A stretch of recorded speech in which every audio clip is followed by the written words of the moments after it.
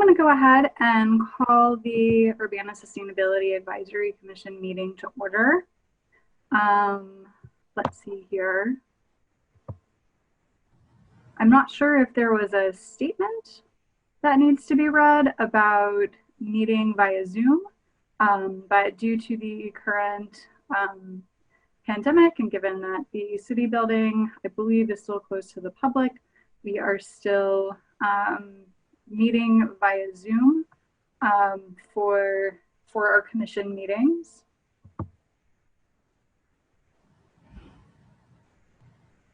And if staff would go ahead and call the roll, please. Sure will. Everybody go ahead and unmute yourselves. Tomas Delgado. Here. Madeline Garbas. Stacy Gloss. Here. Megan McGinty. Andrew Stump. Here. Morgan White. Here. Grace Wilkin.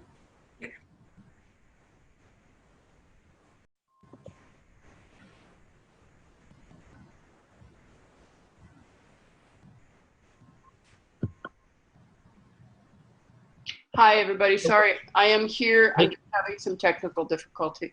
Megan, no problem. So noted. Welcome.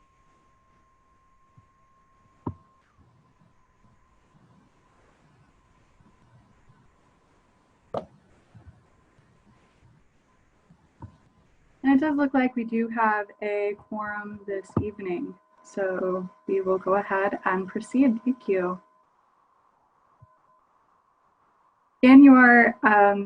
In the meeting packet that you received before the meeting, you would have also received the minutes from the July SAC meeting.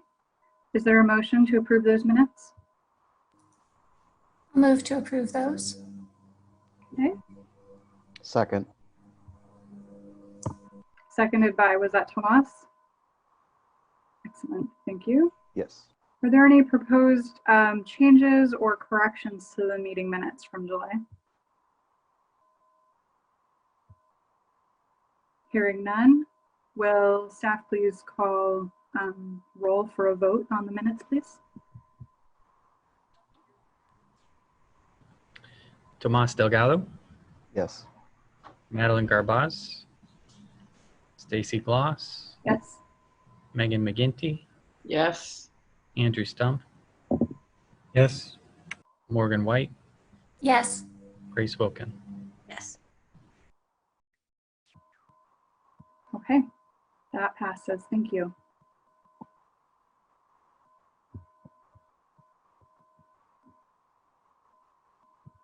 Are there any changes or additions to the agenda this evening?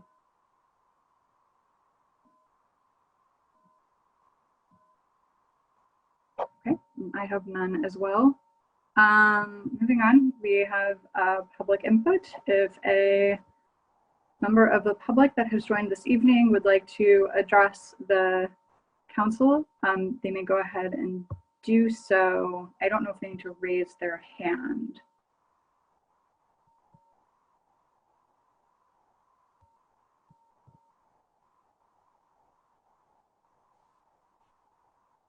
Hello, Costas.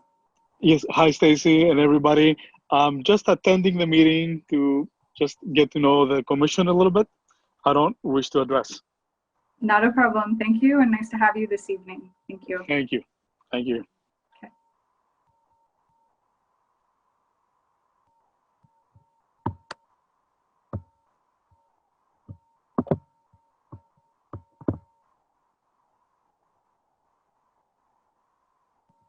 All right. Next on the agenda this evening will be the staff report. Scott, will you please provide that report? Gladly. Good evening, everyone. First on the report, some updates on the closed landfill. We have completed cleaning the force main and are working on replacing the pump on the city of Urbana's portion of the closed Urbana landfill complex. We have also cleared the force main and replaced the pump and have the pump running again on the Champaign-Urbana solid waste disposal system portion of the Urbana closed landfill complex. So we're moving forward, getting everything back in working order there. We also had an updated, extended replacement Champaign-Urbana solid waste disposal system intergovernmental agreement at City Council, or actually Committee of the Whole, last night. And there are just some minor changes to that. We're going to add 20 years to that intergovernmental, that joint action agency. And that'll go to City Council next Monday for final approval. City of Champaign will also be taking the same agreement to their council. Moving on, staff is working with the Midwest Renewable Energy Association and the Geothermal Alliance of Illinois. I wrote association, but it's actually Alliance of Illinois, to create a geothermal bulk purchase program that will mirror the Solar Urbana-Champaign program. We're still going through due diligence, but we're confident we're going to be able to put together a program that we think will be successful. So really excited about that. We have a calendar for that program that's going to be nearly the opposite time of year as Solar Urbana-Champaign, although there will be overlap between the two programs, both at the beginning and the end. But it will substantially be the opposite time of year. So the big idea here is the state in the country is moving along decarbonizing electricity. Now we need to decarbonize heating, and moving a portion of the heating load from natural gas, a fossil fuel, towards renewable geothermal is going to be a necessary piece of that effort. And so we want to drive that market further and faster than it would otherwise go. So we're gonna work on this bulk geothermal program. Solar Urbana-Champaign has 3 contracts now, totaling 30 kilowatts of capacity. We're doing online solar power hours. In person is best, but we're making do and hope to hit that first benchmark of 50 kW, which will induce a 1% discount for all participants very soon. We're also starting communications for the community solar subscription opportunity, which will come from the solar array that's going to be built on Urbana's closed landfill. That's also been moved to a completely digital format. I think even signatures are all digital now for that. So we'll be convening some online meetings, not entirely different from the way that Solar Urbana-Champaign has been working, but with an eye towards subscribing folks to the community solar array. Our next Sustainability Advisory Commission meeting would be September 1 at 7 p.m. and I suspect by Zoom. I'll take any questions you have.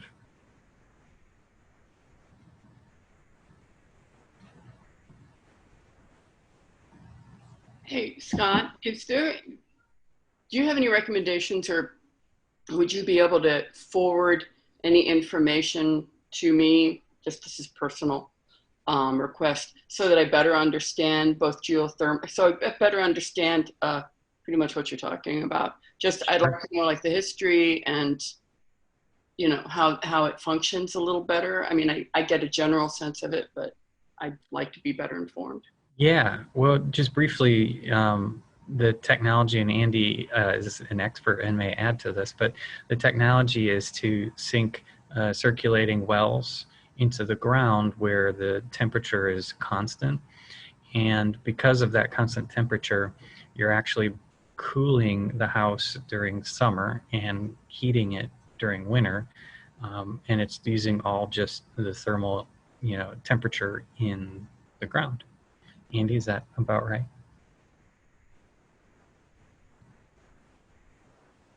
Yeah, you're just circulating some fluid that's exchanging with the ground temperature, which is around 55 degrees. And then, so you're bringing 55-degree water into the house. And so you're either bringing it down from 90 outside to 70, or you're increasing it from whatever it is, 20 outside to 70. So it's just really offsetting another source of energy to make heating or cooling, basically. But it's also using liquid instead of air. So the liquid is a much better, has a much higher conductivity of the temperature change. So it's much more energy efficient to use the liquids from the geothermal system. So not only are you cutting it from, instead of going from -20 or 0 up to 70, you're only going from 55 to 70. And then you're also going to have that greater efficiency because it's water. So there's a upfront cost to get it installed. There's a little bit, it's really pretty minor increase in electricity to run the pumps.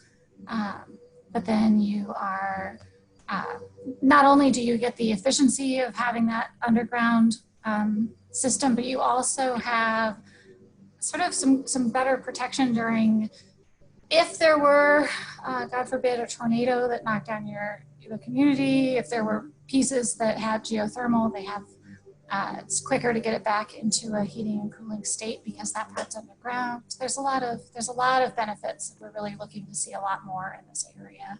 Okay, I'm just kind of interested in how it's done, like as Scott is mentioning on a wider scale. My a family member had a geothermal home and was very satisfied with it, but I'm really curious about how to implement something at like a city level. So. Sure. The nature of the program is going to mirror Solar Urbana-Champaign, and it's called a bulk purchase or a group buy. And what we're doing is bringing down some of the barriers to adoption of these technologies. One of the barriers is information, education, knowledge, and certainty. And so we do a solar power hour for Solar Urbana-Champaign. So we'll do a geothermal power hour for that program, and we'll help folks understand everything they need to know about buying and owning a geothermal system. The second barrier that we're going to be addressing is the cost barrier, and we address that in several ways. First, we're driving down the initial cost of the system through this bulk purchase model. We do a competitive selection for a single installer for our program for a limited time, so we're getting better prices right there. We're also going to be fixing a bunch of the potential add-ons to the system, and also providing that sense of certainty that this vendor has been vetted by folks like Andy, who's going to be on our advisory committee, who are familiar with the technology and procurement. And then the next way that we drive down the cost is then throughout the program, there will be price benchmarks, price discounts based on the number of people who sign up or the volume of sales. So as sales in one of our program years increases, the price goes down by as much as 3%. So we're improving understanding and lowering cost. One last question, and it's related to both the solar and the geothermal. How is this information getting to some of our lower socioeconomic neighborhoods? And is any of this information in French or Spanish or any other languages? I don't think we've translated it, and that's a good idea. We use all conventional media and social media. In the past, we would also do posters and flyers and boards, although that's not all that helpful right now. In the past, we also did public meetings, but that's not possible right now.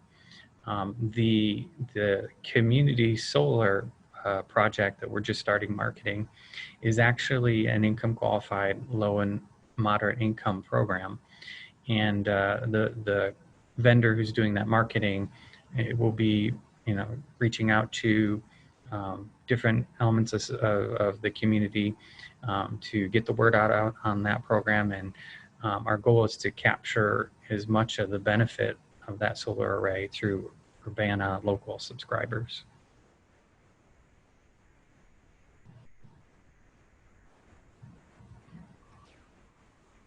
Okay, I have a couple of extra questions. On the geothermal program, as you're seeking, we're working with MREA and the Geothermal Association to establish that program.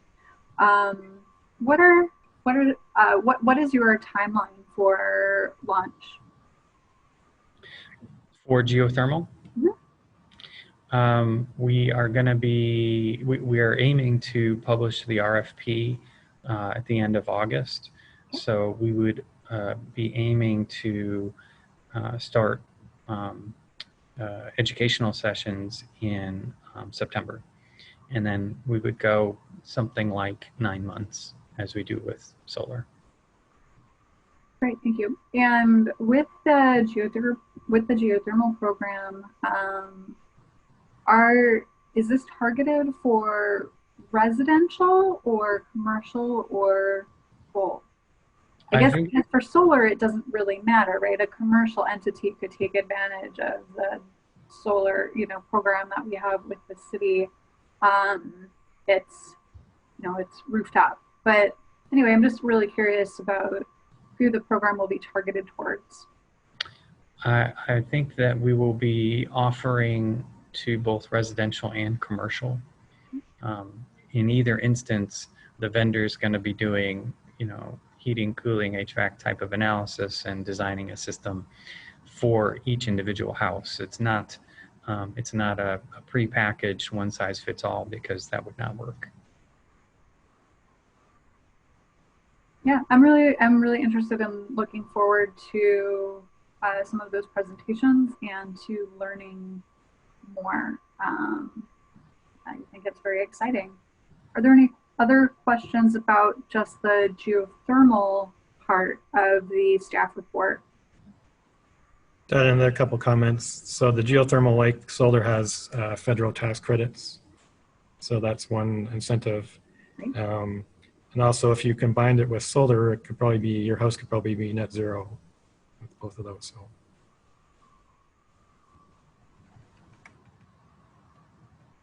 I think it's a really exciting thing, and I guess maybe technical, but I imagine that it can be fitted to existing homes, or is this strictly for newer constructions? No, it's perfectly fine for retrofits, and just like solar, you see 99.9% of the sales that we make in our programming is going to be existing buildings. And I was wondering about the supplier or installer of these systems. You said they're vetted by a committee, is that correct? Correct. Yeah, for each program, we put together a local advisory committee. They work with the nonprofit organization that we bring in this case. We'll be partnering with both Midwest Renewable Energy Association and the Geothermal Alliance of Illinois. And then we'll have some local folks, some of them subject matter experts, some of them not. And they will review the RFP, which MREA and GAOI are writing. And then they will score based on a rubric the bids. And the RFPs that we use are a mixture of qualitative and quantitative. So price matters, but it's not the only thing. Is that advisory committee already put together, or will there be a call for advisors? We've already sent out invites. Excellent. So Andy's going to be on the advisory committee, so he'll be representing the SAC. He is a subject matter expert. Excellent. I was wondering if it's possible for it to be tied to some of the job training stuff, particularly with the Midwest Renewable Energy Association. If that could be part of the process to consider, because it seems like with some of the challenges with these job training programs is having a company to work with and getting that experience to get off the ground, and then maybe having a job once you finish this training. I don't know if there's any potential for that to be a partnership, especially since you're already working with them. The job training that was included, that's been happening with the solar industry, was included in, and I suspect funded by or mandated by, if you wanted to get the incentives, at least for some of the programs, by state statute, state legislation. I don't think there is an equivalent state legislation. Geothermal has been kind of neglected by state and federal legislation. I think for anything more sophisticated, any answer more sophisticated than that, I'll see if Andy wants to chime in. Yeah, there's unlike, well, kind of like solar, there's different parts to the installation process. There's the drilling of the holes and then installing the pipe where the liquid is circulated and then installing the heat pump in the house, the HVAC system. So there's different groups of people that would be working on one project at a time. So it's a little bit more complex than solar in that sense. But yeah, I don't know if there's any training or not for that. I mean, that would be a good question for GAO to ask. Yeah, we'll bring that up. And I don't know if it's maybe getting ahead, but just wondering about how this is tied in with our kind of push to be more inclusive, and if that's part of the rubric and selection process, and even environmentally. I mean, to my understanding, there's still a lot of refrigerants used in it. So I don't know what kind of we're into consideration, or if that's something that's kind of open to discussion or not. Andy can nod yes or no, but the liquids that are moving the heat from one place to another is not a refrigerant. It's water with maybe alcohol or something, but it's not a refrigerant. And I think maybe in the old days there were some different chemicals used, but it's a lot simpler and safer these days. In terms of incentives to get different household incomes involved, we're reliant on state legislation for that. In the solar world, they're using essentially ratepayer money to create a pool for incentives that are market rate, just for anyone to take advantage of, incentives that are for public facilities, incentives for nonprofit facilities, and incentives for low-income households. But we don't have a funding source for that, for geothermal, as the state doesn't have legislation for that. Something to consider in the RFP process, as that's being written, as I kind of have heard Megan and Grace sort of get to this idea of the inclusivity of job training, of working with companies that have diverse employees and are hiring people who are maybe non-traditional employees.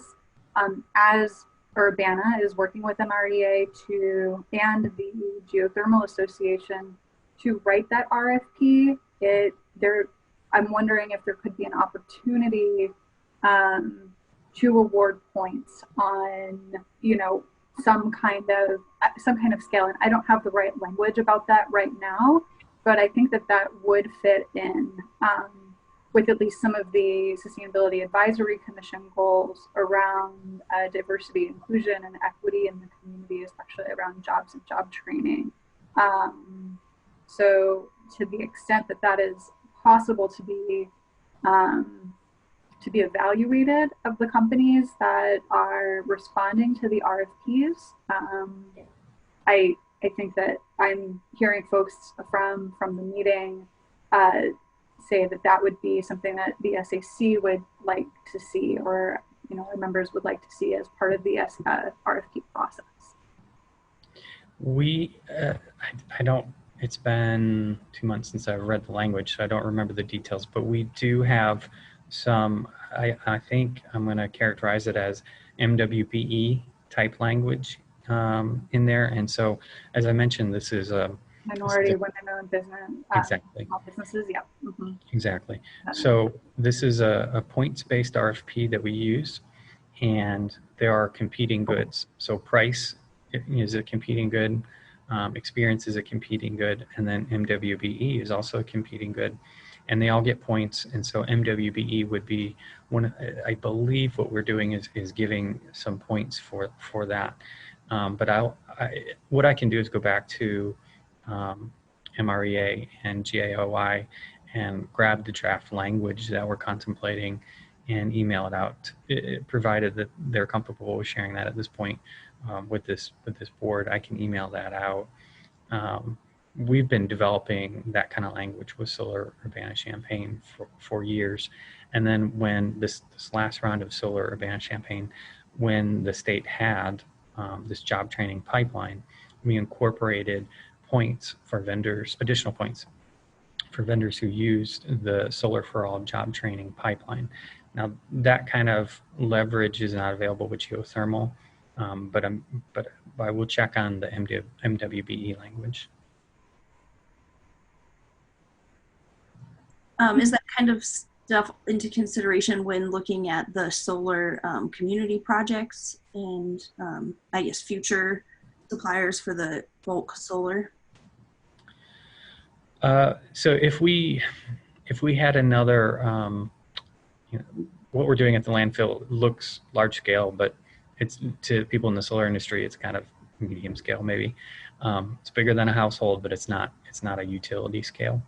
If the city were involved in leading another project like that, and there was a job training pipeline that we could leverage, I think we would certainly include that in RFP language.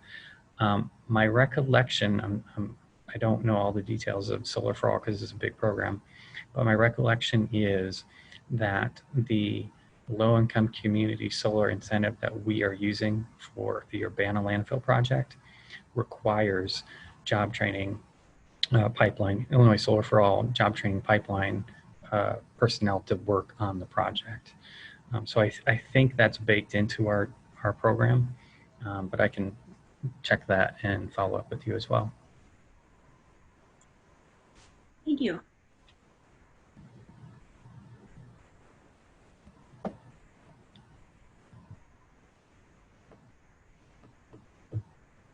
All right, I'm going to move on to another just question.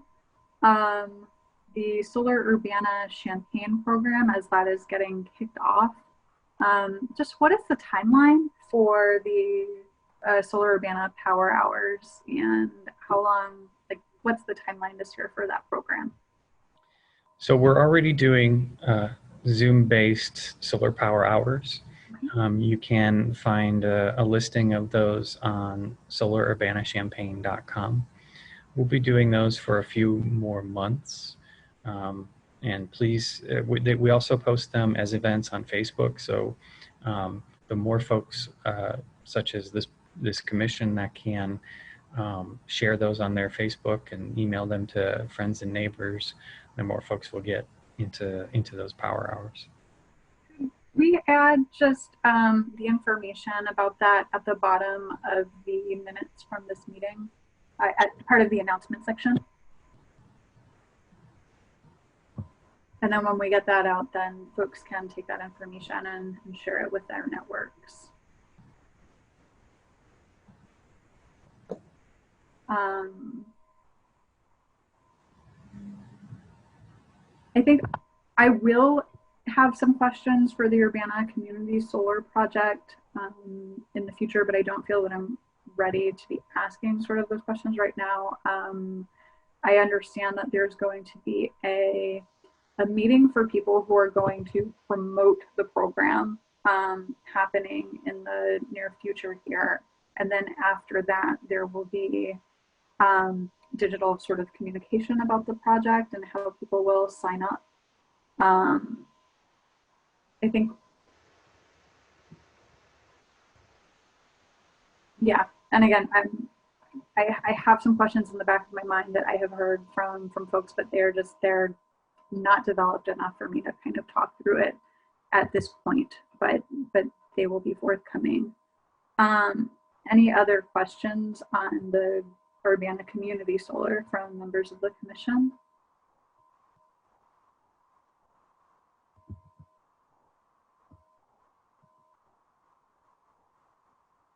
Okay, and then I'm just going to loop back up to the top.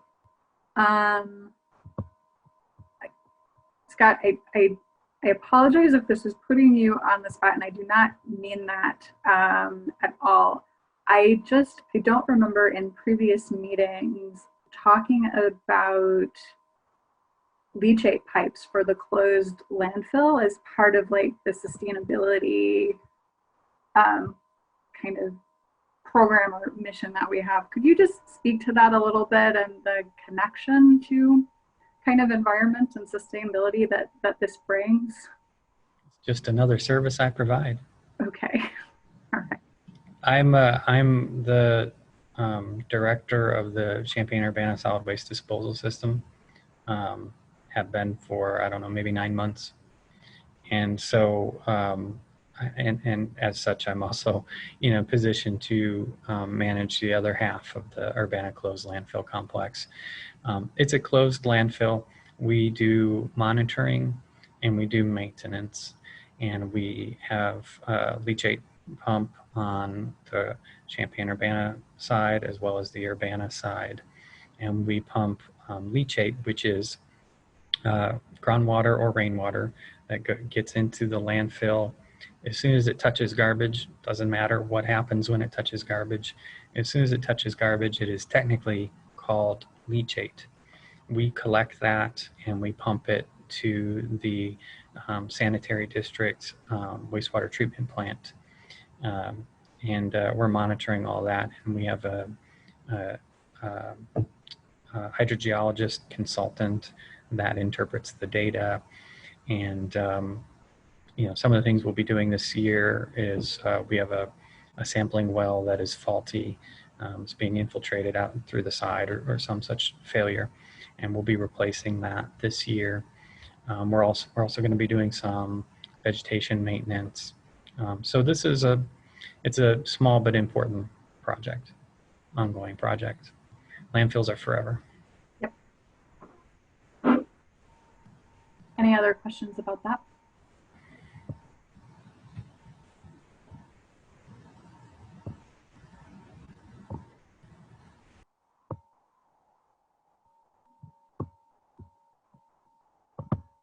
Okay.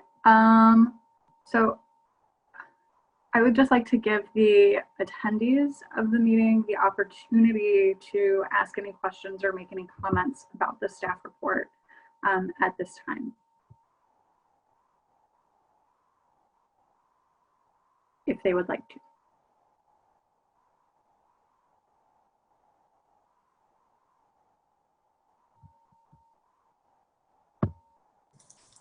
Do you want to just repeat that you would have to click raise your hand if you want to make a comment, and then you'll get unmuted. So I think there's an attendee who wasn't here earlier. All right, I see Minnie raising her hand. Who can do unmuting? Can you hear me? Yes, we can. Yes. Hi, welcome. Thank you so much. And I want to apologize for coming in a little late. My computer decided it was going to upgrade itself. That's very, very frustrating. So I apologize. And I like what I've heard so far, but I'm here. I don't really have a question, but I've enjoyed the conversation. And if you have any questions to ask me, I'm Minnie Pearson. I'm the president of the NAACP Champaign County branch. And we are really pleased to kind of get to know you each and know what you do and the services that you're providing in the community. It is much needed and much appreciated. So that's why I'm here. And thank you, Scott, for inviting me. It's one of those days, but this is the way we have to go. Zoom is the way we have to go, and we're not the boss. The COVID is. So we have to do what it says, and our computers as well. So I just wanted to introduce myself and say thank you. And hopefully we can work together in the future in some capacity. I would love to join with you. Thank you so much. Thanks for joining. Nice to have you. Yes, thank you for joining us tonight, Minnie. Okay, so the next discussion item on the agenda is going to be the approval of updated commission bylaws incorporating diversity, equity, inclusion, and justice. And everybody on the commission would have received the proposed changes to those bylaws in their packet. And I'm going to ask that that be shared on the screen at this time. I think I can do that. Give me 1 second. Thank you. Stacy, do you want us to put a motion on the table and then have conversation, or have conversation first? Let me check out the agenda.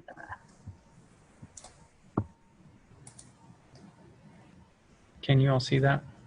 Yes. Okay. Well, so Morgan, I think yes, we do want to put a motion on the table to approve that. Just because it is written this way, kind of in the agenda for this evening. If there is I'll just go over this real quickly. If there is a motion to approve, what we'll go ahead and do is then we will open discussion on this agenda item for folks to cover. I know that I got some questions that I have not had the opportunity to address, and I would like for members to be able to address those questions in the meeting. And if there are any proposed changes that comes up, I will do my best with the kind of incorporating edits and having people kind of make the motions that they need to make in order to incorporate those edits into the bylaws at this time. So I would entertain a motion at this point for the approval of the updated commission bylaws that were received in your packets. Is there a motion to approve? I move to approve the bylaws pending discussion. Edits, the edits to the bylaws, excuse me. All right, motioned by Morgan. Is there a second? Second. All right, seconded by Megan. Thank you both. All right. Is there any discussion on the bylaws that are proposed? I'd like to say mine are very simplistic things. One is this, I like calling it DEIJ for diversity, equity, inclusion, and justice. But I feel the grammatical English writer in me wants to have the word environmental either reflected or moved so that it's DEIJ. Because what we have right now is diversity, equity, inclusion, and environmental justice, and then putting the acronym DEIJ. So I'm wondering if we could just call it justice instead of environmental justice. The E is for equity. I know, but that's what I'm saying is it says diversity, equity, inclusion, and environmental justice. Oh, I didn't notice that. So it becomes DEIEJ. Yeah, and so I'm wondering if we would be okay just because it's all talking about within sustainability and in our efforts as a Sustainability Advisory Commission. So my suggestion, although it's not the only solution, my suggestion would be to actually strike the word environmental when it's within the phrase diversity, equity, inclusion, and environmental justice. So that it would just say diversity, equity, inclusion, and justice. And it's in there a few times. I don't know how many. Scott, are you able to, I don't know if this is a PDF that's currently up. It is. Can you download it as a Word doc and no, but I may be able to open up Google Docs. Okay. It'll take me a minute. Could another option be to just expand the acronym to add another E? If we like the environmental justice part. I don't know, I like its specificity a little bit. That would work as well. The only downside there is that we wouldn't be parallel with all the other folks using DEIJ, and then people are, well, what is this? It's a new thing, when we really kind of mean the same thing, I think.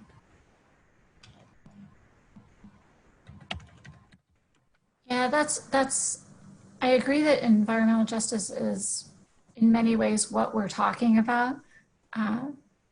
But I like the nomenclature that is shared in many places. You know, if you do a quick Google search for DEIJ, you get a lot of resources, and DEIEJ doesn't at least on my web engine, it didn't work. I see. Yeah, that makes sense. Thank you. But we could say, like we could add, it could be just in this example on the screen, it says the Urbana Sustainability Advisory Commission is committed to fostering and cultivating a culture of diversity, equity, inclusion, and justice in our environmental efforts. But I don't, like, I think we're supportive of it, even if it's not an environmental.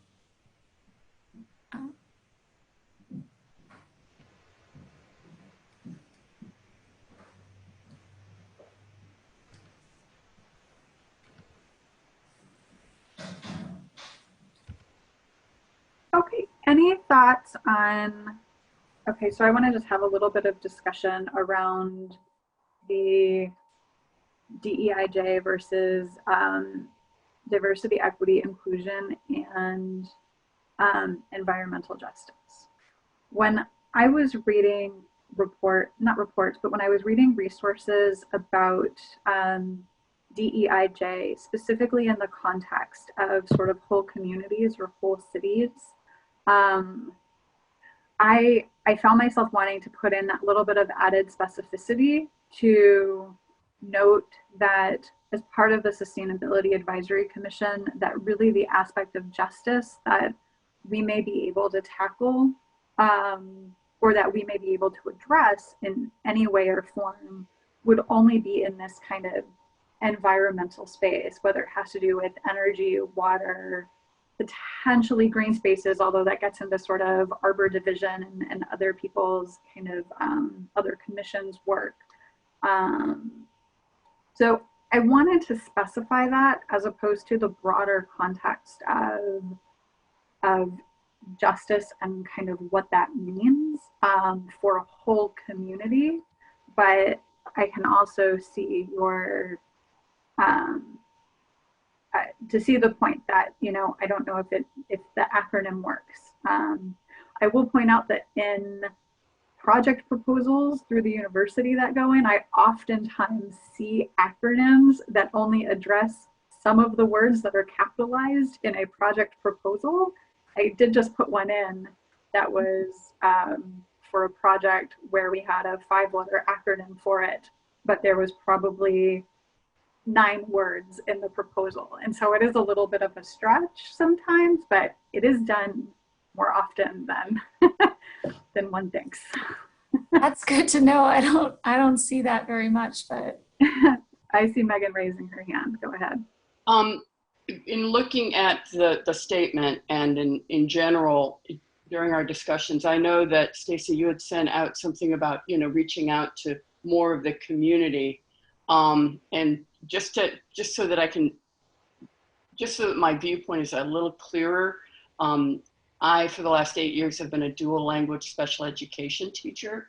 So most of the people that I work with on a daily basis are English language learners.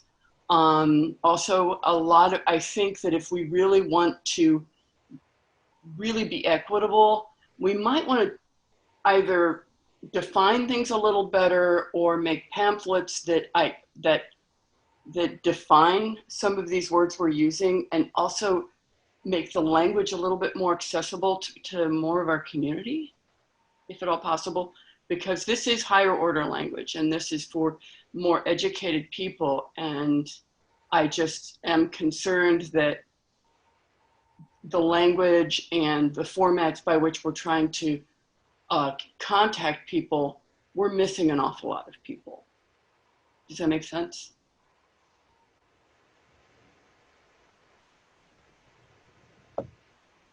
Yeah, Scott, can you add a comment on, I guess,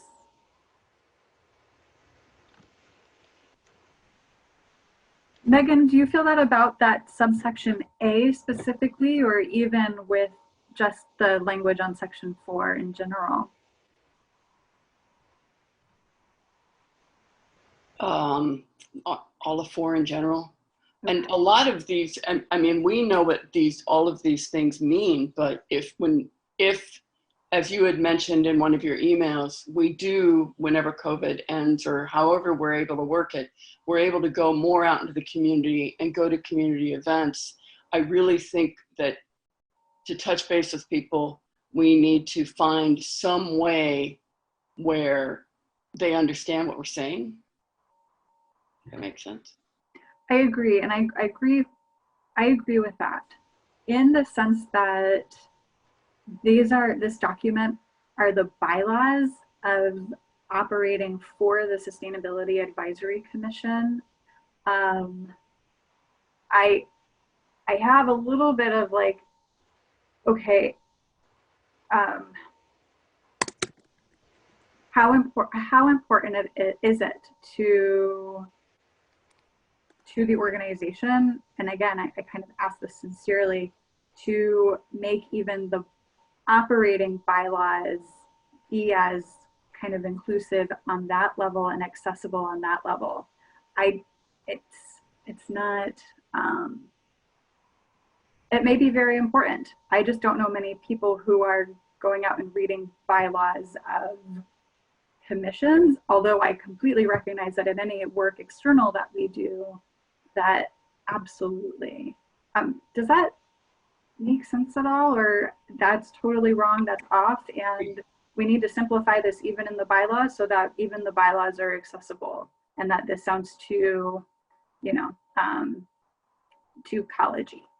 And that's, I guess that is sort of because again, as you stated, these are bylaws, but when we are talking about equity, I think we need to make sure that even if we are ever presenting these bylaws to a larger audience, a larger, you know, more of our community, I think we need to have something in place to make sure that we are being understood and that we are being equitable in our language and in our approach to all the different, I mean, because Urbana is such a diverse community. And I just want to make sure that we're serving all members of our community, if that makes sense. Sorry, it's the old hippie in me is also coming out. So. Yeah, I agree that language inclusivity is really essential. And I think, yeah, all the public stuff can be in multiple languages. And I think that's a top priority, it seems. And then also some of the internal stuff. I think one of the things too is that I don't know of any of our public material that is in multiple languages. So I think that's kind of even more of an immediate thing to address when we're writing these things that we believe in. But what is it actually tangibly? How are we promoting it and doing these things? I have not found anything that, I mean, I'm sure something is out there and I've just missed it, but I haven't found anything that's even in Spanish. And we have a huge Hispanic population. And I feel that there's some immediacy to at least addressing our Spanish in print, but addressing all of our different communities. So, and reaching out to those neighborhoods that may have high populations of Latinos. I agree about multiple languages. I personally am not very good at recognizing the words that are, as Stacy put it, too collegey. And I wonder if we could, so personally, bylaws, they're important, but how often do we really use them? We refer to them every once in a while and when there's kind of a technical situation that comes up, and then we use them to guide our overall efforts, right? So is the audience of the bylaws an audience at this point that we want to work through those concerns as far as the vocabulary, the $10 words, and multiple languages to edit the bylaws? Or do we just want to make sure that as we are moving forward, we incorporate that we speak to the audience, right? And that our audience is not exclusionary. Which direction do we need to address at this point for these? So here is one thing that I would like for the SAC to recommend on the issue of translation. I would like to, and again, this doesn't get at the language that we're using in the vocabulary right now, but I agree that at least with regard to the SAC and the information that we put out, that we have not translated that into other languages such as Spanish. I think that it is a good idea to have the documentation. Let's start with the bylaws, perhaps translated into Spanish. I'm less certain at this point. We have some very lengthy reports, like past reports about climate action plans for the city and things like that. I'm less certain about moving forward with requesting that those lengthy documents get translated at this time, especially as those documents are running out of time, right? This is the last year of the climate action plan that we have. But I think for a good start moving forward that we could look into getting the bylaws translated into Spanish and perhaps some of the additional information on the page. I do have a question for Megan. I don't know, like, how good is Google Translate? So if somebody was Googling information on a page and it's in English, if you do Google Translate, does that translate well at all? It isn't as awful as it used to be. Even in the last 3 years, it's gotten far more accurate. But there are members of our community, I know personally through working through the Urbana schools, who could recommend translators who would be very accurate and who, you know, also it might be a good idea to touch base with them because they also know the Latino community. And to Morgan's thoughts on how to make language more accessible, there are programs that that will gauge at what grade level what is written is at. I know that the Civilian Police Review Board reformatted things into the 8th grade reading level, which honestly is still kind of high if you think about it. So again, I'm not saying that even the bylaws necessarily have to be reformatted, although I think they should be translated, but just moving forward in the efforts to seek more inclusion and equity and diversity, I think that anything we present on a more public scale should definitely have those considerations in place. So I don't think the city employs a translation service. So as you mentioned, if we can find some folks to volunteer for that, and I think when you ask folks to volunteer, probably throwing every document that we have at them is not going to be sustainable. But as you pointed out, thinking about what is the communications that is public facing.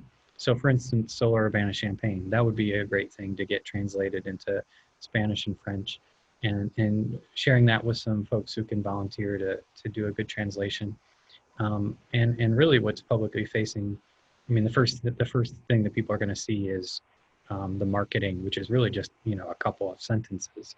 So that should be quick if we can find some volunteers. We had 6 languages for the bike map, and we just identified some key. It was small phrases, but it was for the bike safety map. I think we should look at more than just 2.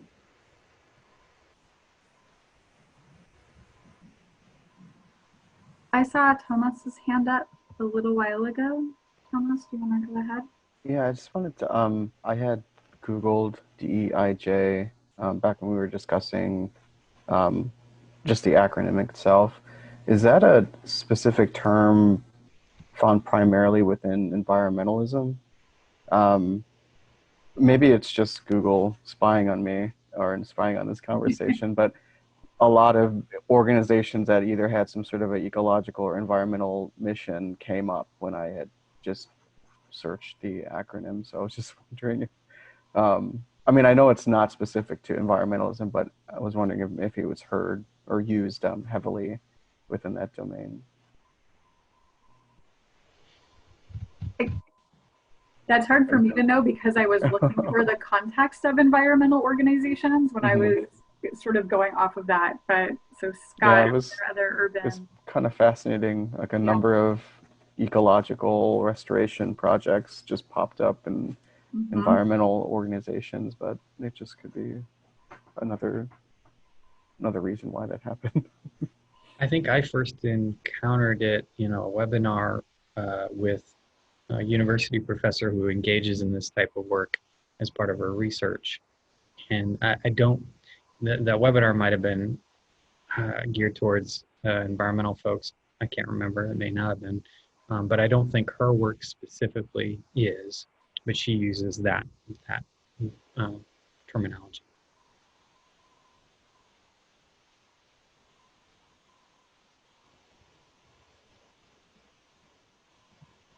I had some other thoughts, if I could even back up myself for a minute and just say that I appreciate Stacy taking the time to put these into writing, and I think that it is an important step to have it at least documented in the city's records as some of the bylaws. So I think that's important, and I appreciate you doing that. And I apologize for my really late comments on this that I sent to you. I would like to have gotten those to you sooner, and so I have an opportunity to still talk about it some now. I'd like to be part of more of the conversations on how we can make this happen. I'd love to see these things come into action in more of a way with our group and all sorts of city and community things. And so any of these things I definitely mean with like support and eagerness to participate and be involved, not meaning to just sit back and criticize at the last minute. So definitely mean all of these constructively and wondering how I can be involved and help. It's been weird for me plugging into this group in the middle of the pandemic and virtually and things. So I'm happy to help with all these things, and I definitely don't mean to criticize without participating. I think this is a good opportunity for just a procedural reminder. First, we have this on the agenda, but it doesn't have to be passed tonight. That whether it is or is not is up to the commission. We could take another month and make edits. Second, in terms of doing a lot of editing of text, there's a natural barrier with the Open Meetings Act. The entire board can't sit down and have coffee and make all the edits together. It has to either be at a commission meeting or it's sort of a one-way communication. I think Grace, your timing is just fine. That's totally fine. I appreciate that you sent comments.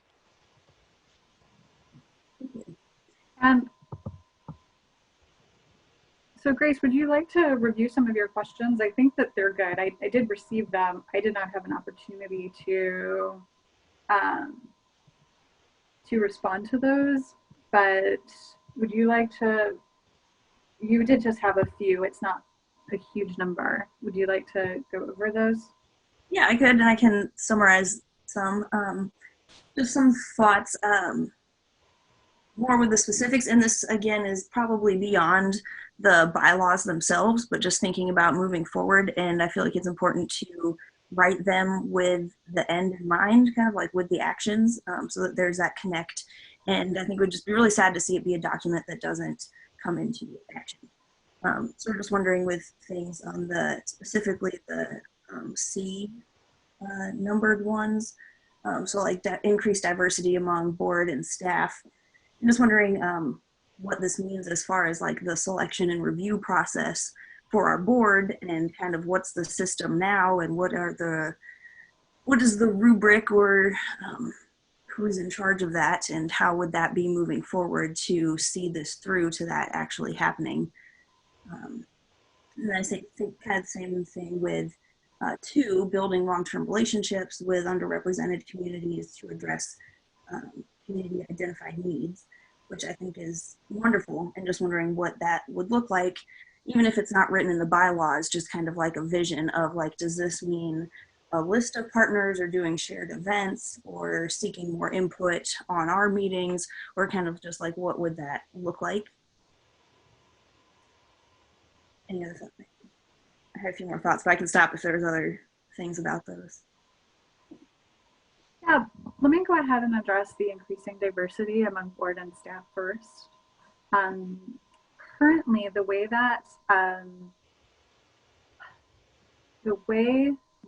the commission members are selected is through a process by which commissioners or community members submit their application to the mayor of the city to join the board. And the mayor ultimately has the final selection say. I have asked as chair to receive applications so I can help to review them, and to review those members with Scott, perhaps hold a call with folks to make sure that they understand the time commitment and kind of what the board is about and what we're aiming to do. So that's kind of the way the current process is. And then the rest, in terms of the way that we increase diversity, or the way that we envision that, is to also reach out specifically to members of the community who I guess have who would bring a more diverse perspective to the work that we're doing, to different community organizations. I think it's easy for organizations to sometimes be siloed, and it's easy for the city to sometimes be siloed, and commissions to be siloed, to just sort of rely on the networks that our members individually have sort of within our own personal networks. But I think it's important to do some outreach beyond that. And even though that might be, uncomfortable at times, or like, oh, I'm reaching out to somebody that I really don't know, to kind of be intentional about, you know what, we're gonna post this not just to the traditional Facebook site, and we're not just gonna post it to the traditional kind of city website and have it on ours, but to actively reach out to community members who are maybe beyond our networks, in order to tell them about the openings in the future. Beyond that, I don't really see a measurement kind of happening. Like, we need to have a member of this community be in one seat and a member of X community be in another. I think that one of the dangers of that could be that, if you don't get the perfect person for the seat, or you don't end up with the applicants for the seat, that seat could be open for a long time. So we want to be intentional about our outreach, more intentional about our outreach, while also while we're sort of striving and making it known that that these are going to be our values. These are our values as this commission, and that we are going to be open to and respectful, and really want to hear these thoughts on these issues, right? Diversity, equity, justice, etc. And I think that even tonight, with even the conversation that we had about like the geothermal aspect on increasing the jobs for minorities and low-income persons who don't necessarily have opportunities, pushes us already into a direction that, you know, we really haven't addressed directly in the last few years. So we're moving, I think, forward with our language, and we're moving forward with the way that we approach sustainability. And I think, anyway, I'm kind of proud of that. So I'm sorry, that was kind of how I answered the question about, oh, I see, Scott, we're now seeing the geothermal on your screen. Oh, sorry. I was going to try and pull up. Okay. That's not open for, that's not public document. I was going to try and pull up the MWBE language while you were talking, but I forgot I was sharing that. So Grace, does that sound like, how does that sound on the increasing diversity, or to any others that wish to kind of comment on that? I think that sounds good. I don't know if that's something that we're interested in including in that, you know, maybe just like by means of wider promotional net or something. I was also just wondering for, you know, future generations of this commission, kind of, it doesn't need to be necessarily so specific, but kind of like what were we imagining with this when it would someday be another group of people? I like the idea of including sort of how but then we just say, for example, so it's not like restrictive, it's just, here's one way to do it. I also, something Scott mentioned about we don't have to actually approve it this time. I think that there's a number of changes we could make. So I want to suggest that we find a way to make some edits to bring it back next time with more a better readability for the community, and additional items as far as like what Grace is talking about with the how to do some things as examples. And also, one of the things just from our conversation I'd love to see as a item under C, a statement along the lines of, you know, high profile documents will be translated, will be communicated in multiple languages. I don't know, high profile is what I said, but key document, yeah, something about multiple languages. Those public ones with a big priority in particular. I think that would be one to include in there. Maybe to at least like strive to, whenever possible, since there's not a guaranteed staff to do that. Sorry, can you say again? I couldn't quite hear you. Oh, just that whenever possible that we, you know, strive to do that with public documents, since there's not paid staff translation at the city, you know, kind of relying on volunteers. But so it's some accountability, but also not like we promise to do this all the time if maybe we can't actually deliver on that.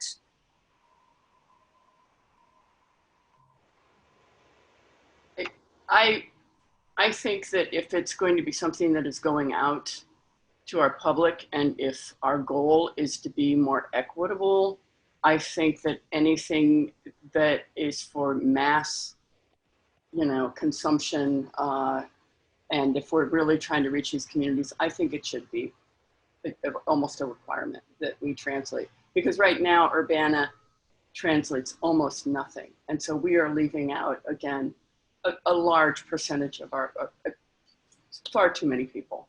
So that's just my viewpoint. So. I have some concerns with locking the commission into something that is not widely conducted or not conducted at all by the city of Urbana in terms of translation. However, I think that, Scott, if you'll make a note, I think that I want this is an area that we could bring up to the city council and make a recommendation to the city council and to the mayor on, as it's a little bit beyond just it's beyond the environmental sustainability aspect, but instead it's much more inclusive of the whole community, and the way that the city, it kind of gets into city operations and into city function as well. And so we may be making a recommendation to the city on that point, whether or not that is adopted. And then what we can do is we can also strive with our public facing documentation to have things translated when I want to say like when possible, but I think that we are in a situation when like when possible or when feasible isn't always good enough. It's not enough of a commitment. So I made a note here, but probably that recommendation doesn't belong in the bylaws because it's a one-off action rather than a way we conduct business. But that might be a future resolution that the commission may want to consider. Yeah, I like that of having the city have those kinds of positions, and I would love to see people get paid for it. I know there are a lot of wonderful people in our communities who translate a lot of things on a voluntary basis, and it would be really great for that to be something that they can be paid for, their services.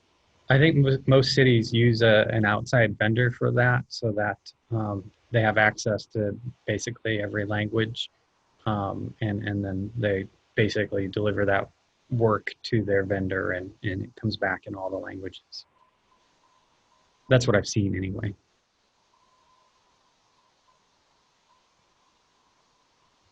I'm here, Tomas, for the Cunningham Township. Do you know how Cunningham Township kind of does on this? I don't mean to bring them into it, but I'm wondering if the township supervisor has put out documents in other languages and what services that the township might engage with. So the township has been fortunate to have usually an intern each semester who has some good language skills. So we've benefited from that. When we haven't had access to that, we do have some partners within the community, but likely it's the same partner that everyone kind of utilizes. So it's not really something that's reliable. And I do think that that is just kind of a missing resource in this community, to have someone who is, maybe set up to offer that kind of service for public bodies, for compensation as well. And I think that, we often have conversations like this to get forms sort of, forms at the last minute translated. And, we're utilizing volunteer work, which, is, often not sustainable, and could, potentially border being exploitive. But that's how the township has sort of made those ends meet. And, maybe this is more of just a community issue than one that's specific to this commission. But it's certainly one, like Grace had said, worth exploring in terms of finding some sort of an actual resource that maybe the city can think about in terms of providing for their boards and committees and commissions to utilize. If those bodies want to be more accessible to group, communities within our city. I did have one question about the application itself to apply for a board, committee, or commission for the city. Is that application, it's designed by the mayor's office, and it's a standard application, correct? Correct. Okay, so there's not really one that's sort of specific to any sort of board Not too specific, no. Okay. I was just thinking about the component of the application that relates to referrals, and was just maybe wanted to I think I wanted to think on it more, but maybe wanted to put it out there, that being maybe being a potential barrier for applicants, to find, 3 personal references that, would suggest that you should be on that board or on that commission could be a potential barrier. And maybe now, or this is not the correct space to bring it up, but I often just think about the residency requirements of being on boards and committees and commissions of municipalities, or local governmental units. And, I find that there's usually is a residential requirement that you have to be a resident of the city to be on a board or committee or commission of that governmental body. But that's typically not a requirement that employees of that body are subjected to. Not to say that, the application process for an actual employee is not as grueling as one for a volunteer position, but maybe just to think about how that sort of dynamic exists, where we're asking sort of volunteer work for a specific set of the population that live within within a set of borders, but the employees aren't subjected to that residential requirement.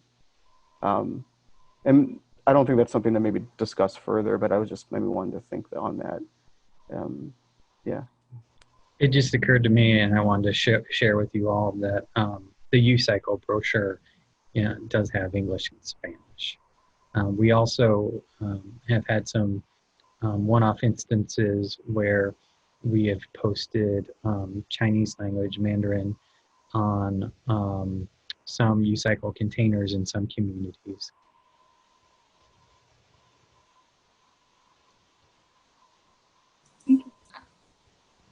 Before we go on, do we know, what do we currently know about the languages or the percentage of people who speak various languages in our community?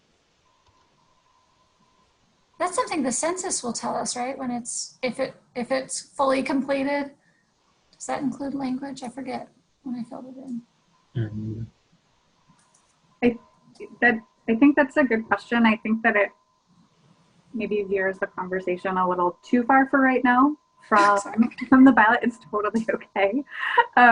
As kind of researchers at heart, right? And sort of as folks that are like, we want more information.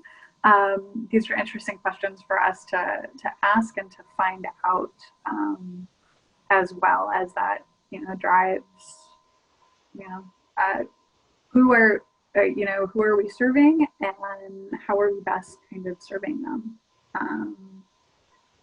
So with that, I want to just, so what I'm going to do next, before taking any further action on this agenda item, it does sound like that, it sounds like the commission members would like the opportunity to continue to review these bylaws for the next month. And is that accurate? I just want to get a sense from folks. Okay, I'm seeing some head nods. Okay, quite a few head nods. So Stacy, I had a question for Scott. Does any other commission translate documents, I guess? Not that I know of, but there's a lot of commissions that I'm not particularly connected to. Because it'd be interesting to know how they deal with this too, I guess. I'll have to ask around.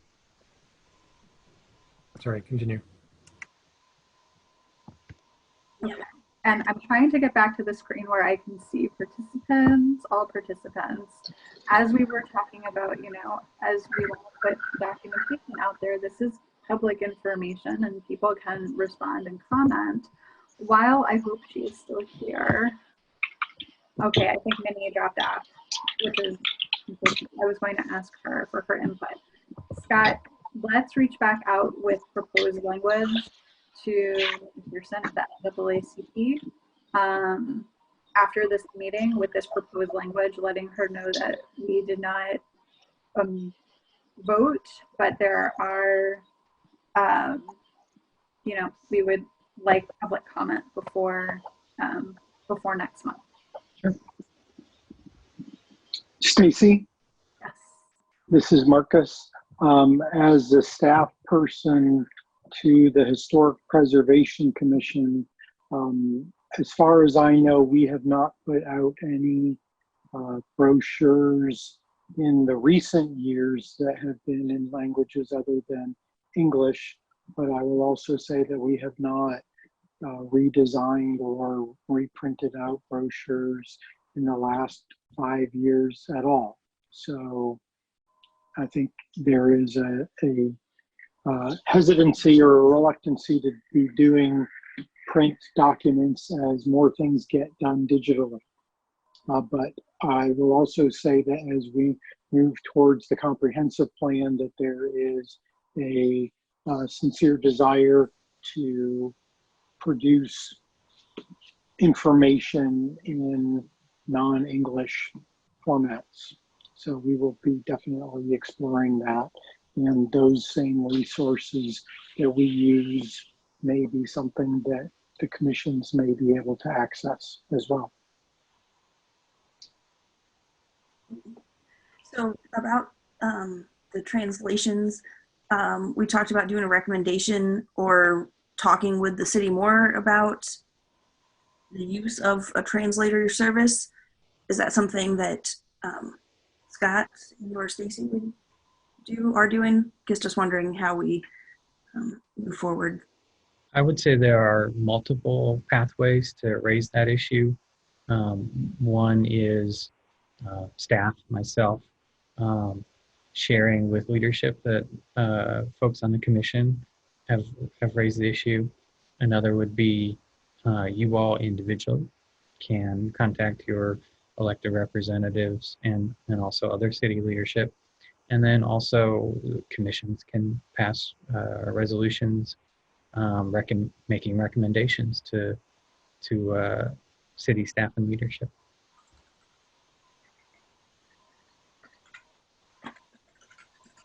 I should say make recommendations to the city council is probably more appropriate.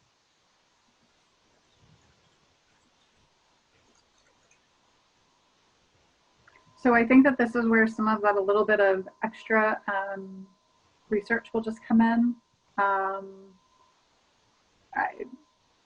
Is there anyone on the call that would like to just do a little bit of background research into the different languages and population of people who, like population numbers of folks that speak those languages?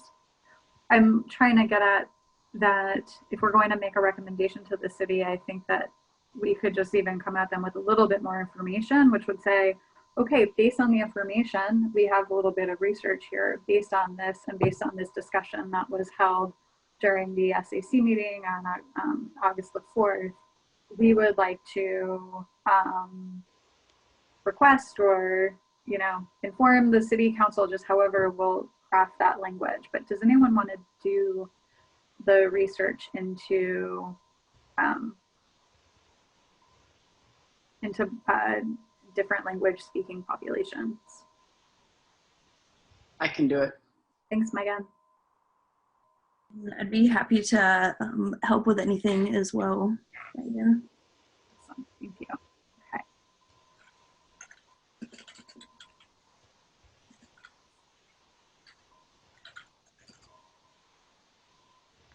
And so that would be as a step to make a more kind of formal recommendation.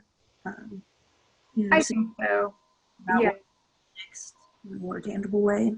I think so. I think it's more persuasive when we can present information. What about for the immediate translations? Because it sounds like there are some things that we could do right now, especially like the solar thing that might be more time sensitive. I was wondering if we are at liberty to seek out those volunteers and do that, or kind of what that process would be. Absolutely, yeah. If you know folks that might be interested, definitely ask them and connect them with me. Yeah, I know a few. Sounds like Megan may know more people and likely some of the same people. Do you know if Scott, do you know if MREA has any further budget in their solar program this year for incidentals that may come up to check on? I don't know the answer to that, but since we've done this program several years and we've never translated, I'm guessing they haven't budgeted for that. Right. I can go ahead and look into that. I can ask some folks that I've worked with through the schools. I think it'd be also helpful to ask what the cost would be, because maybe we could try to do a GoFundMe or get a donor or find a grant that would support this. It's a pretty important thing and a pretty big hole for our community. So while you're checking, if you can find someone who'll do it for free, like for now, but then also just what could we anticipate an hour or like 500-word document or something like that, so that we can get a better handle on that. Will do. Cool. And so then can we just get all the information we need from the Facebook about the solar Champaign-Urbana? And are there any other immediate things we would need translated? Yeah, the most extensive information is solarurbanachampaign.com. But essentially, if you look at Solar Urbana Champaign Facebook page, you'll see the types of advertising or communications we're doing to attract folks to the solar power hours. That's probably the first piece we would want to translate. Yeah, the solar power hour flyer. Exactly. Mm-hmm. Scott, if for just ease, so folks don't have to search for it on Facebook, could you send that to the SAC? Sure. Thanks.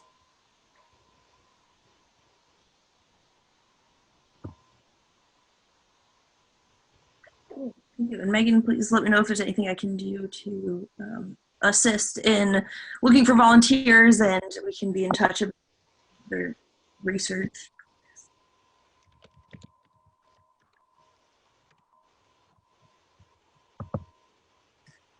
Could I ask one more question about the bylaws? That might be an easier in-person question. Yes, go right ahead.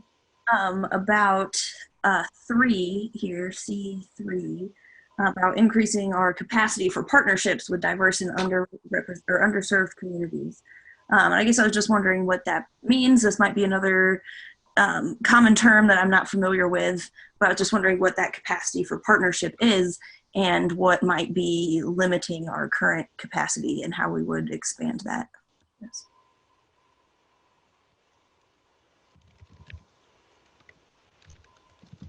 So I think, like with some of these others,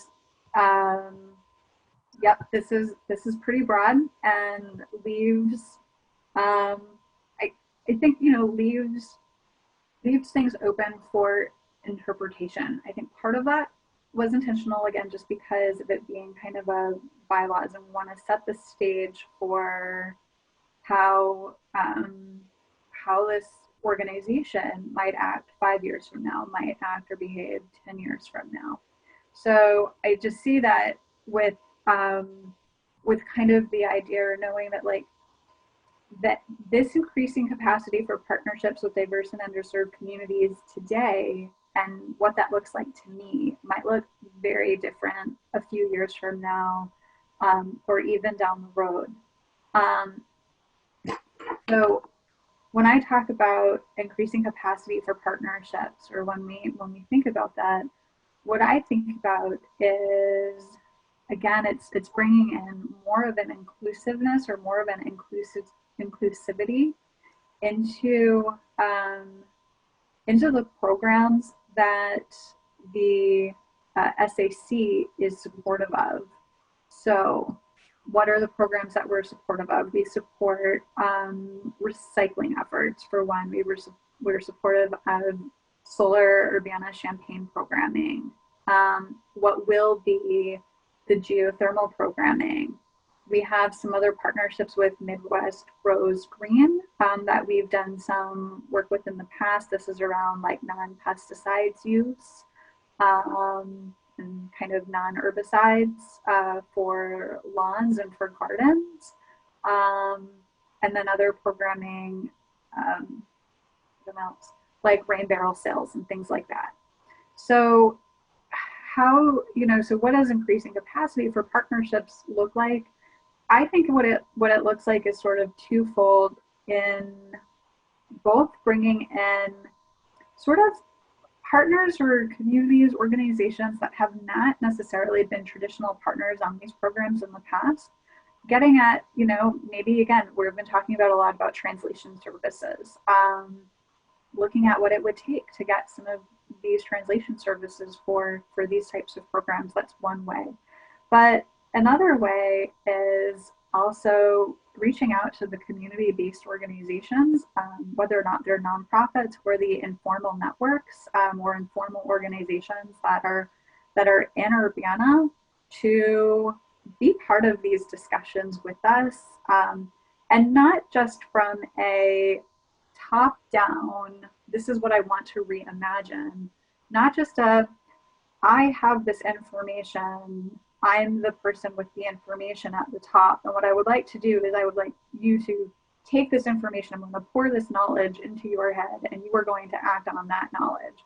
I want to change that type of environment that I think sort of that has happened, that happens in academia, that happens with nonprofits, that happens with the city, right? We want people to do something because we've prescribed it, or the ivory tower, we're the smart ones, we have the information, now you just have to act on it once we give you that information. I really want to flip that. I really want to the best that we can, change this model so that when we're talking about bringing in underrepresented communities, when we're talking about bringing in diverse communities, low income, or just even folks that we're not used to partnering with, really finding out from them what are the issues that they care about in their community.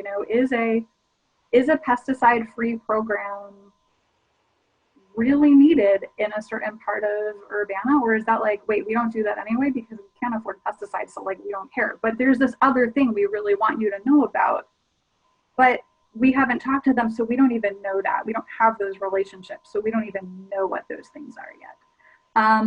So I think that I want to write this in a way that is broad, but may bring in some examples.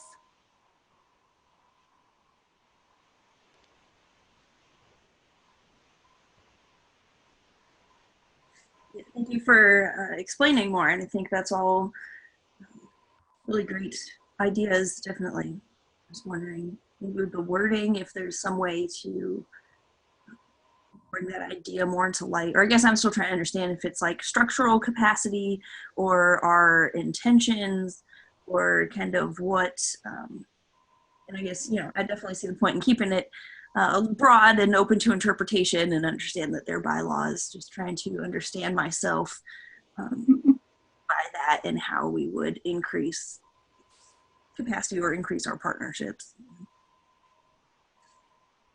Yeah, I worry that some of it's going to fall on staff. And then it's also additional work on the commission. A part of increasing diversity among board and staff, but in addition to that, which doesn't get into, this isn't a DEIJ thing, this is kind of the commission thing. It's the commitment that each of the commission members are also making to this commission, and are also sort of the commitment they're making to their community. I don't want these words to just ring hollow. And so again, any help or suggestions that we can incorporate into this to make things not sound like, yeah, that's just a great idea, but instead like a lived practice for the commission is pretty important, I think, to me and to the work that we're doing. So in some ways also it's me asking each of the commission members to perhaps put in a little more time, even sometimes, on these things, and to really brainstorm further, and to go beyond their networks in promotion and bring new concepts and new ideas to this commission that we may address and act on, or just learn more about. Looking at this now, we may want to, while it's an agreeable goal, increasing diversity among staff may not be appropriate in SAC bylaws, as they are bylaws about how the commission operates. Now, like we mentioned with translation services, it may be a communications or a resolution that SAC wants to send it to city leadership or city council. Scott, I think that we do need to strike and staff to be, yeah, I was reading that earlier and realized that before you mentioned it.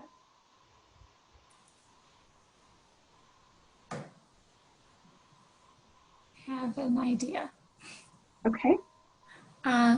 Could we have, and I don't know what the rules are in this situation, but could all of the commission members or staff participants send suggestions of these edits, and I could volunteer to collate them? I have some suggested edits. I could put it in track changes so we could see, so you could all see what the changes are, and we could come back and look at a updated version next month. Absolutely. And thank you for volunteering. So I would need them to come to me like within 2 weeks so that I have a couple weeks to bring them all together. So no later than 8/18 would be about 2 weeks. So yeah. All right, so what I propose folks do is that since I will send out the bylaws to the SAC, I will ask that everybody returns the email back to me with any proposed changes using track changes, and I will forward those to Morgan. Okay, or comments if you want to, if you have general comments. And I will learn a little more about readability and try to make some of those edits. I'd like to understand that better, so this would be a good opportunity for me to. Just a reminder not to engage in any back and forth among 3 or more members outside of a meeting on topics related to the commission's work. So it's all good if things are sort of individually emailed and passed back and forth between individuals. Where we run afoul of the Open Meetings Act is if you start having like a listserv type discussion, and we can't all work in Google Docs together. Okay, Scott, do you count as one of the 3? I'm not on the commission. Okay.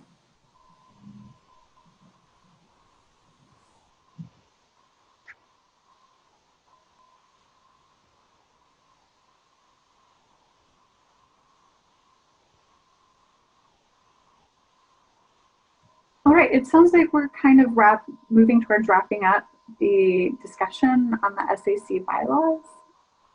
Thank you. Could I mention something as well about the Open Meetings Act stuff? Sure, yes, go ahead. I think it's also prohibited from sharing what other members had said. So like Morgan could not summarize the things that other people said and share them, or even as like suggested language that somebody said a thing, because that would essentially be sharing information outside of a public meeting. Is that correct, Scott? It's been a while since I've looked at it, but it does, there does appear to be the potential of, gaming the system whereby individual emails get sent around and around and around. And while people aren't technically on a 3 or more communication, everybody is seeing what everybody else is saying in between meetings. Whereas I think in the past, what we've done is there's just a one-way flow of communication, and there's no flow back until the next meeting. So individuals can send it to Stacy, she can send it to me. I will collect it all and not send it to anyone except probably to you, Scott, to share with the meeting packet or something like that. That would be 3 or more, because there'd be an individual sending it to Stacy, then sending it to you. That's 3. So everyone should send it straight to me. Okay, everyone sends it straight to Morgan. Yeah, and Morgan, you shouldn't send anything out to any other member until the meeting. But I would think we would want it in the packet, so I would work with you to put it in the agenda. Yeah. Okay. So just both, I feel like the legal department has more things to worry about kind of right now than these type of questions, but can you pass me along some information about who I can contact at legal? Because I just don't understand how any work gets done if people who are supposed to be working as a group of people on anything as a commission or as a city council can actually accomplish getting anything written at all. Like, how the heck do we even pass an ordinance? It's a trade-off between efficiency and accountability, and the state statute is written how it's written, and it's heavy on accountability. Yeah.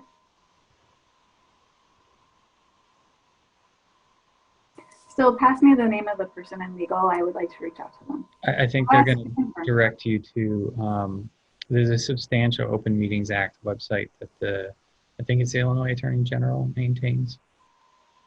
I have reviewed it prior. I certainly am familiar with that. But I don't know that it actually goes as deep as sort of this type of question. Like, if a staff, if a commission member emails me, but we've asked someone else on the commission as a side committee to compile information, then now we are perhaps. Marcus and I can follow up on this question. Yes, be glad to. You don't mean to sound contentious over it. It's just very difficult. And I know that you guys in your roles definitely walk all of that every day. Yeah, and I appreciate it because it's all new to me as well. So any other information would be great. And it sounds like I can still email Megan about research and volunteers for translations. Is that right? Yes, the two of you can do any research together that you would like to do. As long as you don't talk to the rest of us until the next meeting about that. Yeah.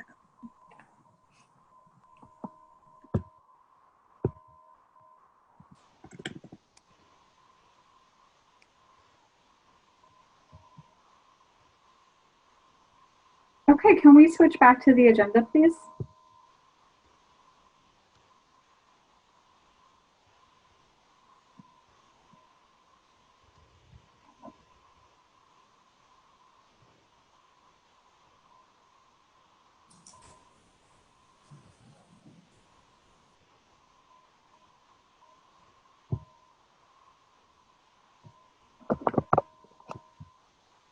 Great. Okay, so the next item on the agenda was a discussion of the comprehensive plan. I am looking at the time as 8:47 p.m. Would somebody like to motion to table this agenda item?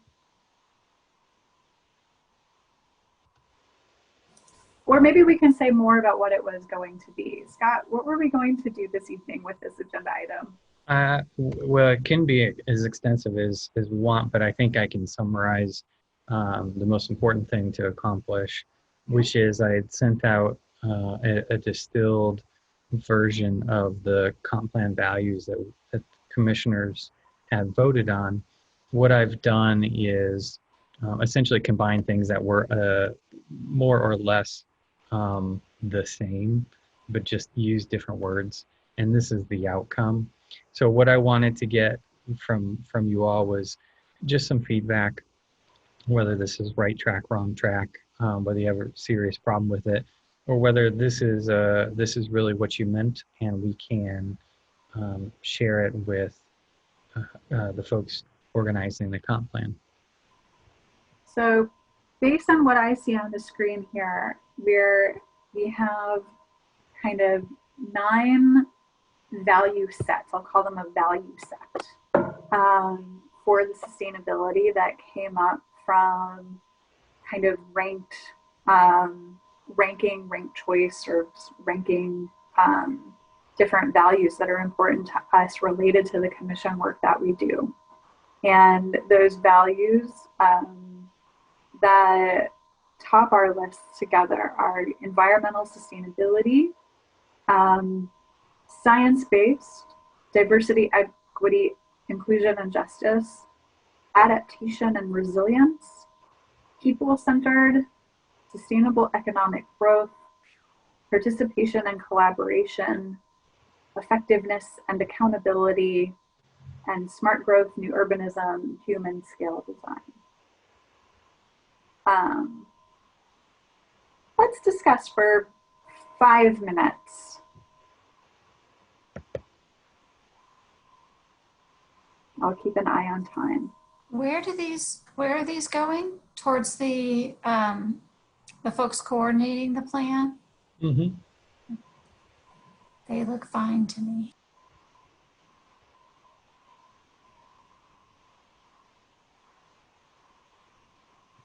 And so you were going to give this list of values to those creating the city comprehensive? So there are some staff members who are organizing, the framework for how we will do public engagement around development of a comprehensive plan, as well as the technical mechanics of putting together a document, and also subject matter expertise. So what we're doing is basically informing them of the foundational values that we want to build upon. So from values, you would build upon, the domains you want to address, and then strategies and tactics and so forth. Do we want to define what these terms mean? Yes. No. No.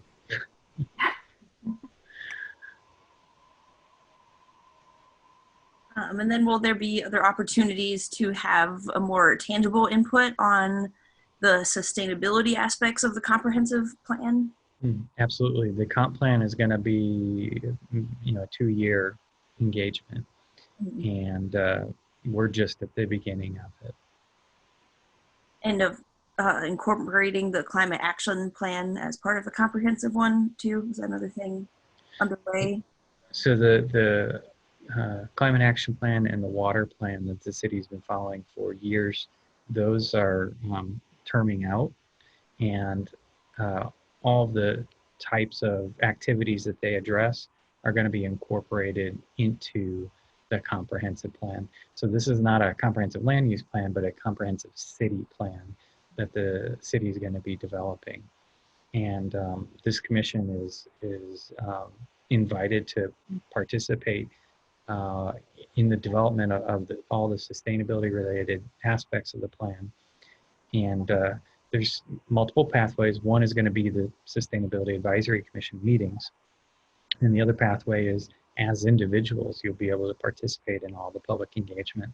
One of the things that's happening right now is staff is developing, is investigating and developing what civic technology they want to utilize to allow for robust digital remote public engagement in plan development.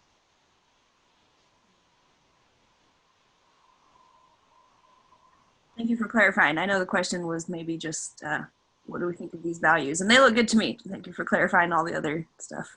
No worries. So I heard you say, Scott, that that we maybe should not attempt at defining these. But one thing that I could see us doing is writing values statements that relate to these, that get a little bit more to the specificity of the value itself, rather than just saying, these are the values of the Sustainability Advisory Commission. Now, someone do something with that in the comp plan. I think it matters where else they're getting. I mean, I don't think we're the only ones providing values. So it's quite likely that we'll provide some, and other commissions will provide some other stakeholder groups, hopefully. And then the writers would put them all together and develop language that goes with it that we presumably would get a chance to give feedback to. So it's part of the process that these go into sort of a pile, and then it comes back out with some language. So I don't know. I don't personally think it's an appropriate use of our time to develop the language because of what I presume they're going to do. So until asked for things more specifically. Okay.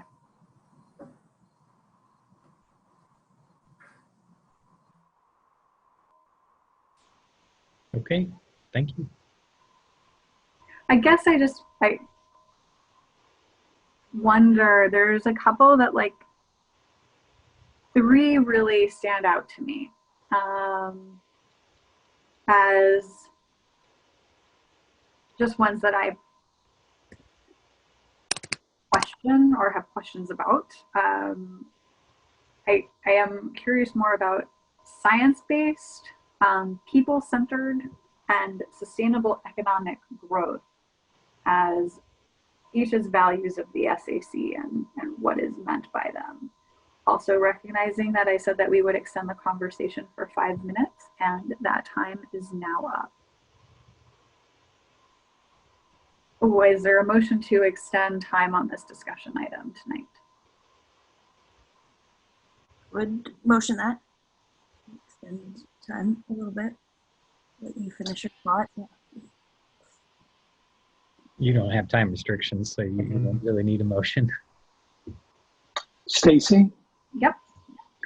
I think it would be helpful to let the comprehensive plan staff know to what extent these terms were defined for the Sustainability Advisory Commission when they took the survey.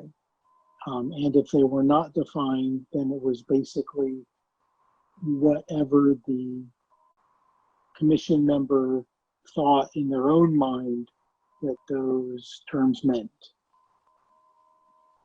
It's more of the second, Marcus. Those terms were not defined at the outset. It was an activity where it was broad on purpose. I understand that, and I think it's just important to let city staff, other city staff who weren't involved in the survey, know that it was kind of an open-ended, non-defined survey. Noted. Okay. Yeah, absolutely.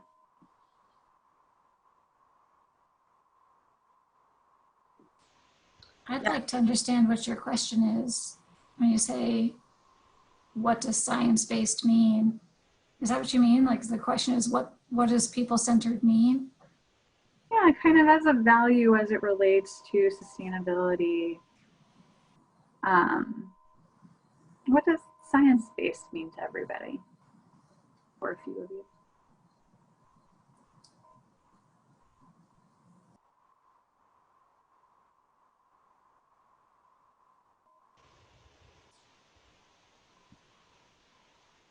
Yeah, I think some of these can be interpreted in some different ways, you know, and like I think of science-based medicine in a lot of my contexts, and it could mean different things to all sorts of people. There's some things that are a little newer to me, like new urbanism is not a term I'm familiar with. I imagine of, you know, like green cities, green neighborhoods, things. So I think that for me, a lot of the ideas behind these words are things that I do value when it comes down to the wording of things specifically. I don't know as much or how specific to be. Yeah, because I think it would be either a good idea to define some of this a little bit better or just not focus on that level of detail or understanding.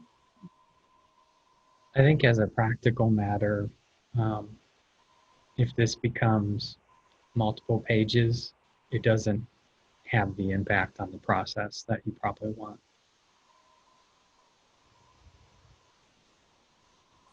Or then maybe If it was a quarter page and one sentence each. I think the same still holds true. Same true. Okay. Okay. or maybe as ways to like possibly incorporate these values. You know, is there like any other way to extend it where we could define it, but in a practical term of like, here's some ways how maybe these values could come to light in our comprehensive plan.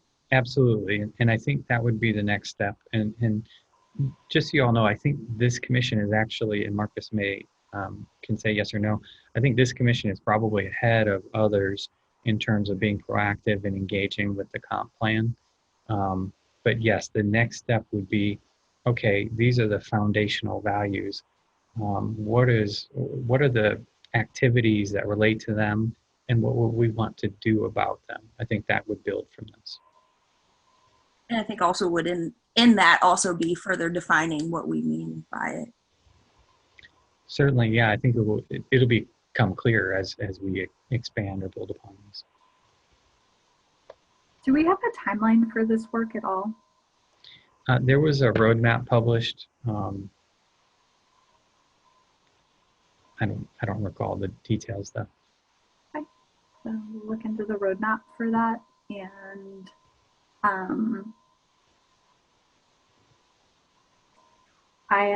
Yeah, that. Yep. Is there anyone? So who on the call would like to work on drafting just a few of the, you know, it doesn't have to be a few, as much as you would like, drafting some of the activities and the directions that the way that you see from your perspective would be written into this for the plan. Who wants to do some thinking thoughts on this stuff? I can work on it. Thanks, Cindy.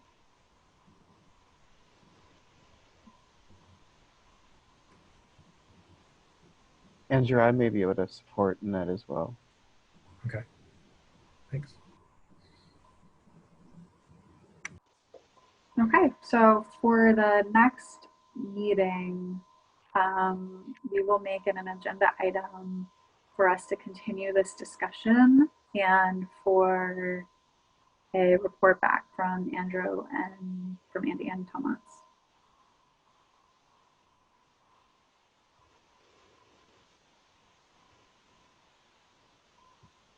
Any other thoughts on the comp plan at this time?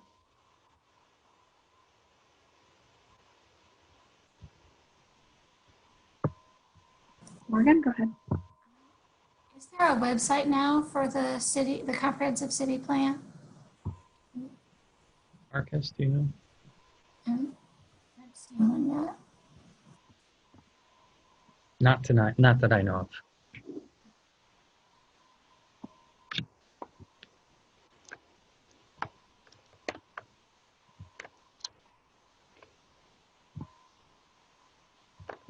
I think I see it on the city website.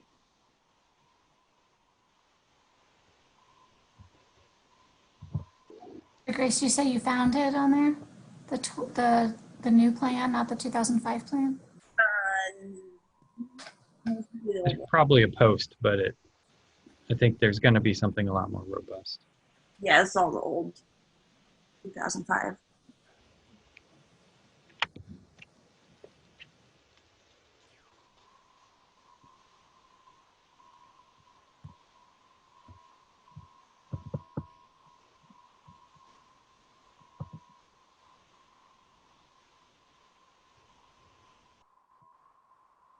Okay, any other questions? I don't have folks on my screen, so I can't see you. Okay.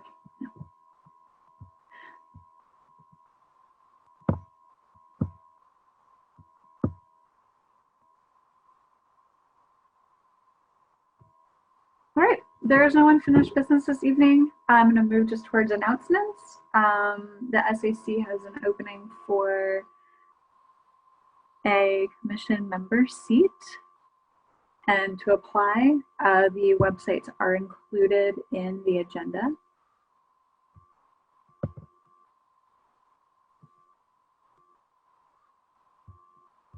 Any other announcements? I had a question about the position, if that was something that we wanted to start trying to promote on a wider network, and if that can be made into, you know, a Facebook post with the link that could be shared to wider networks, or how that kind of works with publicly sharing that opening. Yeah, it's certainly made public and send it to your networks. I can't remember if I've put it on Facebook, but that's a good reminder that I can always put another post up.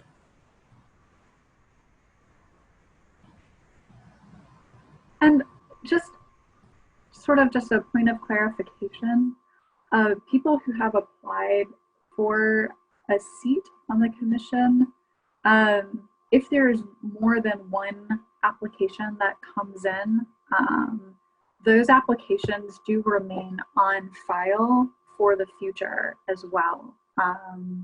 So that, you know, if somebody steps down unexpectedly or planned, then we may have some applicants to draw on at that time. Also,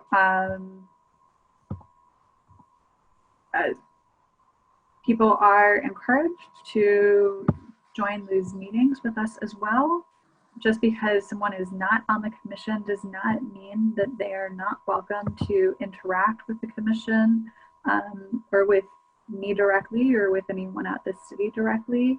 And that they're also welcome to participate in the commission. They can send questions in advance of the meeting. They can also participate in the meeting by raising their hand, and they will be called upon kind of at the conclusion of different sections of the meeting as well.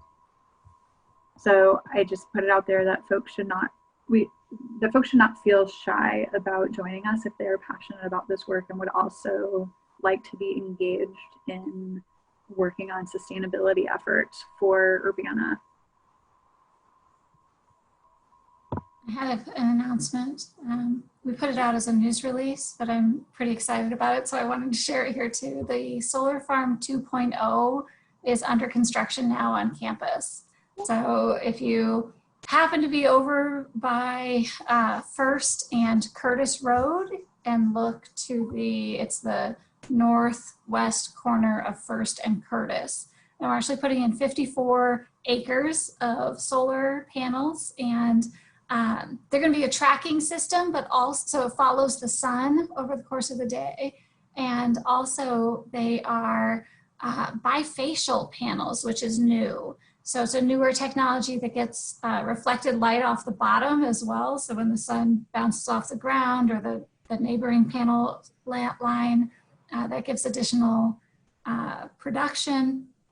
And it is going to be entirely used by the campus towards our green power, clean power goals. And it will have pollinator supportive plantings underneath it, which is really cool because it'll be a demonstration of the pollinator friendly solar arrays, which have a clear definition in state law.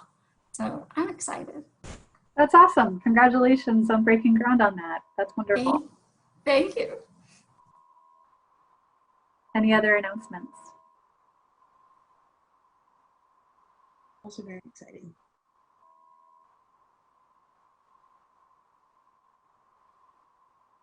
When we are no longer social distancing, or maybe you even could, when it's ready, we all look forward to a tour with masks on.